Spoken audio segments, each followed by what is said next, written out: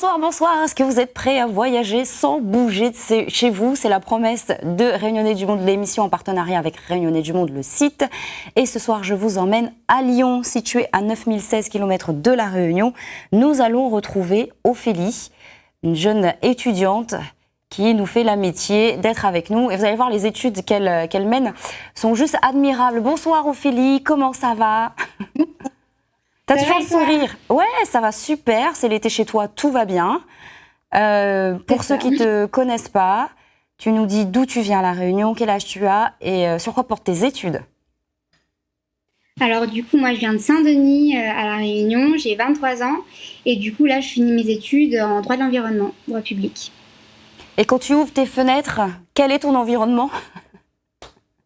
Mon environnement est bitumé, on voit des immeubles, il n'y a pas trop de vue, mais bon. T'es loin du Même, centre-ville ou pas? non, je suis très bien placée, je suis dans un petit quartier assez vivant, près de ma fac, j'étais vraiment à 4 minutes à pied de ma fac, donc je suis quand même bien. Comment t'as fait pour trouver ça? Pépi, je me suis pris hyper à l'avance il y a 5 ans et j'ai réussi à trouver ça. Ma maman m'a beaucoup aidée dans la recherche. Et j'imagine, justement, ta maman, ton papa, comment ils ont vécu le moment du départ? Quand tu leur as dit, OK, moi c'est bon, je vais aller faire mes études ailleurs. Ils m'ont soutenue, ils m'ont dit tu as raison. Je voulais découvrir différentes disciplines, donc ils m'ont dit d'y aller et de foncer. Donc voilà, là c'était juste avant de partir à l'aéroport. Ils s'appellent comment tes parents? Alors Sylvie et Fabrice. OK, ils ont réagi comment? Parce qu'entre le fait de soutenir et le fait de voir son bébé partir, ça s'est passé comment Je pense que quand même ils étaient tristes de me voir partir. Ça a été pas facile pour nous trois parce qu'on a souvent été ensemble.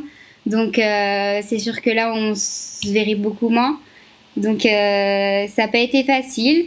Je pense que pour ceux qui sont partis en métropole pour leurs études, le passage à l'aéroport est souvent dur quand on passe de l'autre côté. Mais bon, C'est ça là qu'on allait. réalise qu'effectivement on est en train de partir. T'as des frères et sœurs ou pas? C'est ça.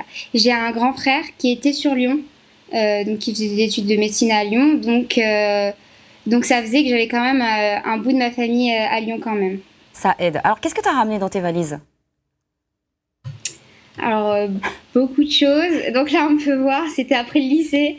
J'ai ramené des peluches évidemment, des gros chaussons parce que je savais qu'il allait faire froid et que donc je devais être préparée. On peut pas voir mais juste en haut il y a une bouillotte aussi. Je me suis dit pour l'hiver comme ça, c'était des cadeaux qu'on m'avait offerts pour mon anniversaire parce qu'on savait que je partais en métropole. Et voilà, des petites baskets. Mais un doudou, Toujours on faire des dirait non? randonnées. C'est pas un doudou ça? Oui, c'était un doudou. Raconte l'histoire de ce Effectivement, doudou. parce que voilà, un peu de réconfort quand même. Tu l'as toujours? Il est toujours avec toi? Oui, il est toujours là, mais pas juste à côté de moi. Oh, qui te l'a offert? À quelle occasion?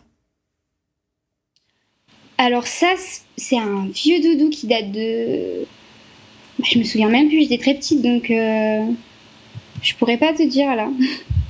En Mais tout c'est pas cas, le seul doudou que j'avais. c'était pas le Jamais. seul et ça a une valeur sentimentale. C'est vrai qu'on a besoin d'être accompagné comme ça quand on tente une belle aventure, loin de sa famille, rester à La Réunion. Bon, on va se concentrer là-dessus justement.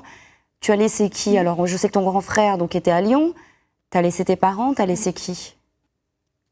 Après j'ai laissé aussi toute ma famille qui est à La Réunion, donc il y a mes grands-parents, mes papis, mes mamies, du coup que je pouvais donc plus voir autant. Donc là on voit c'est mes parents, donc en randonnée toujours avec le sourire. Donc c'était on avait l'habitude d'être beaucoup ensemble. Là c'était juste à l'aéroport avant de repartir en deuxième année il me semble, en plein Covid évidemment. Donc là, c'est mon papy. À son anniversaire, j'arrive parfois à être là pour son anniversaire parce qu'il est en septembre et que moi, je reprends les cours en septembre.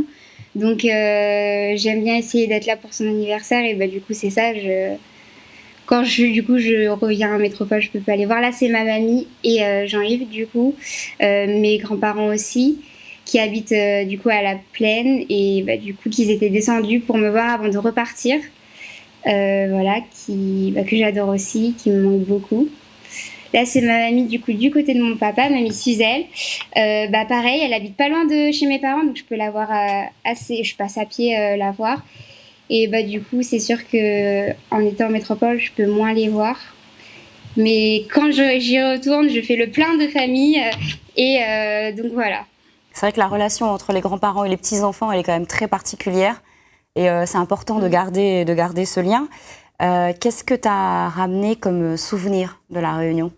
Là, du piment, la base, comme ça, c'est bon. Avant de partir chaque année, je me refais un bocal de piment, piment vert, ail, sel et parfois gingembre, qu'on bava quand il y a aussi. Donc voilà, je ramène aussi des bouchons. J'ai déjà fait des bouchons gratinés, américains bouchons gratinés chez moi. Donc ça fait toujours plaisir. Voilà. Et Des saucisses pour faire un petit rougail saucisse, évidemment. oh, mais Bon, ça... c'est pas aussi bon que celui de mamie, mais Qui t'a appris à cuisiner? alors il y a ma maman, mon papa, et puis aussi mes grands-parents. J'aime bien essayer d'apprendre un maximum avec eux.